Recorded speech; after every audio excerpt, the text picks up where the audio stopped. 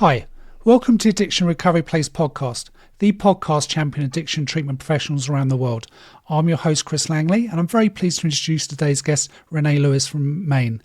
Renee is a peer recovery coach for the OHH program at Assistance Plus, a service which is located in Maine. Welcome to Addiction Recovery Place podcast, Renee. It's so good to have you with us today. Thank you for having me. I'm excited to be here. I'm really excited to hear about your career and your work and what the great work that you're doing in your state. So we're just going to kick off with the first question, Renee. So can you tell us about yourself and your journey to becoming the peer recovery coach at Assistance Plus? Yeah, well, my peer recovery coach journey, basically the passion for that began when my trouble began. I am a person in long-term sustained recovery. I celebrated 9 years in February. And at that time, I had had some education that I had dropped off. And I decided to pick that back up and go for mental health and human services so that I could help the population that I was part of. Because there's so many resources out there, but people in active use tend to not know how to navigate those systems. They don't know where to find the resources, so they fall off. So that really began my passion. And because of my battle with addiction and recovery, it just felt right in line with the universe, you know. Yeah. Yep. So what were you doing before you started this career, Renee? Prior to that, I was going to school for business management. I was a substitute teacher, raising children, and some medical things got in the way of that. But I did like to work with the at-risk, like the teenage population that couldn't fit in general schooling. They had to do like vocational education. So I found that I really connected with those kids that were struggling. Wow. Well, firstly, congratulations on 9 years of sobriety. That's wonderful. Thank you. That's amazing to hear, and big congratulations to you. So I'd just like to talk to you about your training that you did for your role, because I really want to just tell our listeners as to what peer recovery support workers have to go through to get to that position. So can you tell me about your journey from the training and what it involved and how long it took and where you took the training at? Yeah, to actually get to be able to be a registered certified coach, you have to take what they call a CCAR training. And that's a intense 5-day training, 8, 9, 10 hours a day.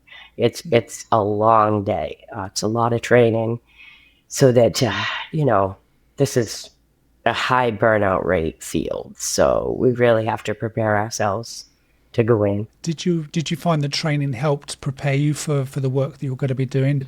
Obviously you've had your own personal history with addiction, but Right. Did it prepare you for other things that you might be facing with clients? It did. I feel like with the lived experience that I have, with the education of the bachelor's degree, and with that training, it really brought together the full picture of like what client-centered-based treatment should be like from the eyes of a peer recovery role instead of a counselor or a sponsor or a mentor. Because those roles are all very different. Yeah. So did you find when you first started the role, did you ease into it gently, or did you find it quite easy to just get in there and help your clients? I came in more like a bull in a china closet, but I felt very comfortable in that space. So yeah, good stuff. And you get good supervision, do you? I do. I actually take a little extra supervision. I like to utilize that every week. I like to meet with my supervisor and discuss the things that are going on to make sure that I'm not carrying the burdens of the people that I work with, because as you can imagine, they're massive. There's lots of struggles. Yeah. So self-care is very important. Oh, it's extremely important. Mm-hmm. And I'm really pleased to hear that you're taking the opportunity for supervision, because I think supervision is sometimes lost as well. I agree. Yeah. I've had personal experience in that myself, and it's very frustrating. And it's lovely to hear that you're able to meet with your supervisor once a week. So it sounds like you're getting the real support yourself as well, which is awesome. Can you tell us about some of the main services that you and your team provide at Assistance Plus? Yeah, in the OHH side, we have our MAT provider, who is also medication management, so she can help you make sure that you're in compliance with taking your medications when you should, if you should be taking these ones, what the risks are with all that. She's great. We have a CADC, so that's a certified alcohol and drug counselor. She's also a client patient navigator, so she'll help you with all those systems, connecting with providers that you need, connecting with certain resources there. Then we have our nurse that has a lot of experience, and she's pretty highly trained in like acute medical needs. So when you have a lot of those systems failures inside too, when you have, when you're just newly into recovery, and she can really help with that. And myself as the peer recovery coach. And the one fascinating thing is we are an all-woman team. Wonderful. And it's a multidisciplinary approach to all aspects of addiction. So that's something we really kind of set ourselves a little aside for. Yeah. So you're not just office-based, are you? You also can go to the client's home? That's right. Yes. So it's Opioid Home Health. So it basically does start with the client and their environment that they're living in. Sometimes that is homelessness, but we will meet them truly where they're at. Yep.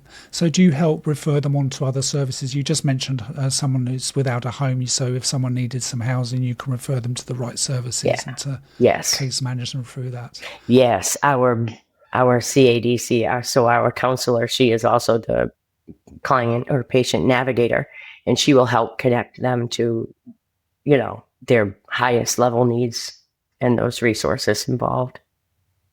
So how are you funded? We do accept Maine care, and there is private pay as well. I see. Okay. So if a client wanted to access your services, what's the procedure for that? It's super easy. It's www.assistanceplus.com, and there'll be a request services link on that page, and you can just click on that, and you will fill out that form, and someone will get in touch with you very quickly. It's usually within 24 hours. Wow, that's incredible. So you seem like you've got your referral process nailed down there nicely. That's great to hear. Obviously, there are many, many, many challenges that come to work in this sector. So what are some of the challenges that you've experienced in your work, Renee? What are the things that are the most difficult, would you say? Some of the most difficult things would probably be, maintaining my boundaries, right? So I have to be very mindful that some of the people I'm working with have lots of systems that are just either in complete failure or disarray.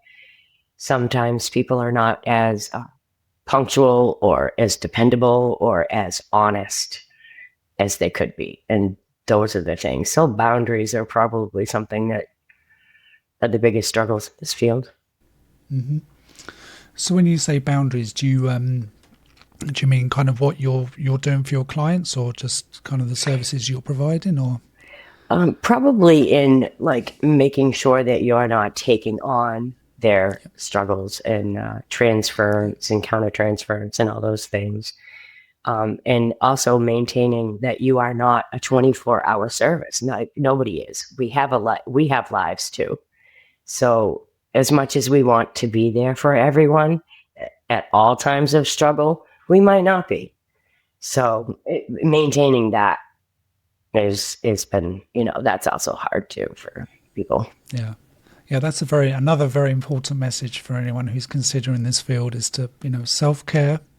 Boundaries, very important. I don't think many people have actually touched on that. So no, that's really important for any professional in this work. I've had to deal with that myself in the past. I know how difficult it can be, and how sometimes taking clients' problems home can be something you've really got to learn how to just detach from that when you're at Yeah. home with your family as well. That's very important for your own health, that's for sure.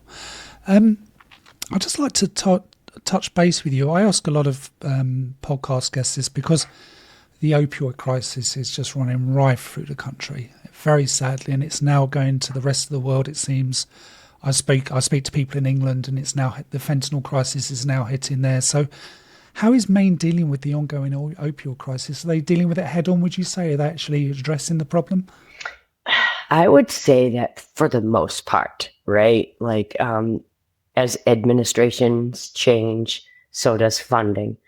But for the most part, Maine has offered a fairly decent amount of resources for people struggling with addictions. They have limited methadone clinics. We have almost all providers are offering Suboxone and or Sublocade injections, which has been great for people. That's been life-saving as well. We have free Narcan given at almost any outpatient therapy hospital. You can go into your local pharmacy and get it with a small copay. There's so many resources to give it out free. So, and we also have some opioid, it's OPCs, so Overdose Prevention Centers. There's also clean needle exchanges and places like that. That sounds very progressive. It is. I mean, having needle exchanges as well. I've not come across many states. I mean, I'm here in Iowa, and it's a big no-no. Needle exchanges just don't happen, and it's nice to hear that there are states that are actually doing this for the right reasons. So no, that's great. And so free Narcan as well. Yes. Wow. Yes. I carry around Narcan with me everywhere I go, and I give it to everybody who wants it. If anyone asks for me, I just give it. So yes, you can. There's websites you can go to get the free Narcan. I'm not exactly sure what any of those are at the moment. I didn't write those down. So is that just statewide with the free Narcan?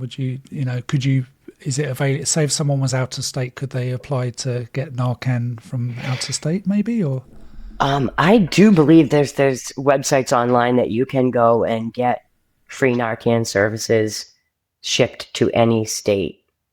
I do know that if you are living in Maine, you can walk in my area, there's Thayer Hospital in Waterville has a harm reduction program. You can walk in there as a person and get free Narcan. Fabulous. As well. No, that's great to hear. That really is. I love hearing about that because it's needed. So important. It's very needed. It really is. A question I always like to ask, because the word stigma comes up a lot in these podcasts, especially when I do the pre-podcast calls. So why do you think it is in this day and age that stigma of addiction and mental health is still potentially stopping people from wishing to access the service? I mean, we all know what the stigmas are, right? We all know why they prevent 90% of the people trying to seek help from getting help. It's only about 10% of the people who actually want help, seek help, and get it because of stigmas. I think mostly because people are coming from this is a behavioral downfall standpoint, or this is a legal failing of some sort, or a moral failing on someone's behalf, rather than regardless of how your addiction started or your substance use started, there's brain chemistry that happens. There's changes in our development that will then become an addiction, a disease, an actual brain disease. And it can be, you can recover, right? You may not be able to cure it, because I think that anyone who struggled with addiction will always have those thoughts. But it's, how you learn to control with them. That's right. It's just very sad that stigma is still such a thing in society. It really is. But Coming from my background, I had I have a pharmaceutical, so I was prescribed lots of medications, and I was very dependent, intolerant on those medications, and I felt shame and guilt because I felt like I must be misusing or abusing my medications in some way, shape, or form for this to have happened to me. And I think that a lot of people struggle with that, and just it's not spoken about. Yeah. It's certainly not. It's very sad. I mean, I just hope that because we're going through this crisis now, that something good is going to come out of the, especially around the stigma for people to access services, because without the services you're providing, people are just sadly, they're going to be so badly affected. Yeah, that's the thing. I mean, there's medications to help everyone, but oftentimes people they don't know how to build the support. So they're expected to just, oh, you're in recovery, so you're fine now. But they don't realize that those cycles and those patterns of addiction are so ingrained in your behavior that you use substances and still be stuck in that addictive pattern. And it's so important for programs like this to come in and help find those resources and help you find your pathway and what works for you. Yeah, most definitely. One of the last questions I'd love to ask is, I ask this question to all my guests because I've had such a wide and varied response, which is great, which is what this podcast is all about, Renee. But can you tell me your opinion of harm reduction and how it plays a potentially pivotal role in recovery? Oh, yes, I love harm reduction, actually. I feel that almost all pathways into recovery come from a harm reduction standpoint, if you look at it. Most people, even if they have chosen that one day to stop their substance that they're using or their addictive pattern, oftentimes there's years before that of trying to stop and starting again and trying to stop and start again. And I think that sometimes we're more successful if we taper down our use and maybe put some parameters around it. Like, have some do's and don'ts around your drinking or your drug use, whatever it is that you're, the opioids are the ones, and when you have that, I feel like then you can start building those sober supports in place before that, so it's not such an abruption to your life. Mm-hmm. Yeah. So work with someone where they're at. And Yes. And I also do think that safe places to go and be able to be in a program where your use isn't going to get you kicked out of that program is a good way for us to start breaking that stigma. And if you don't recognize harm reduction, then you can't recognize that someone can be on Suboxone or methadone and still use while they're working on not using for the future. Yep. No, that's very important. No, thank you for that, Renee. Last question. Do you have a message for anyone who's listening to this podcast who's going through an addiction? Yeah. So for one, it's never too late, to start your journey. And also, it doesn't matter how many times you may stumble or fall. As long as you get up and learn something from that experience and move forward, you'll be successful in your journey. So. Wow. Well, Renee, I couldn't think of a better way of finishing today's podcast than what you've just said. Thank you so much for that. Lastly, actually, can you tell our listeners how to best contact you and to find your service online as well? Yes, that's that www.substanceplus.com.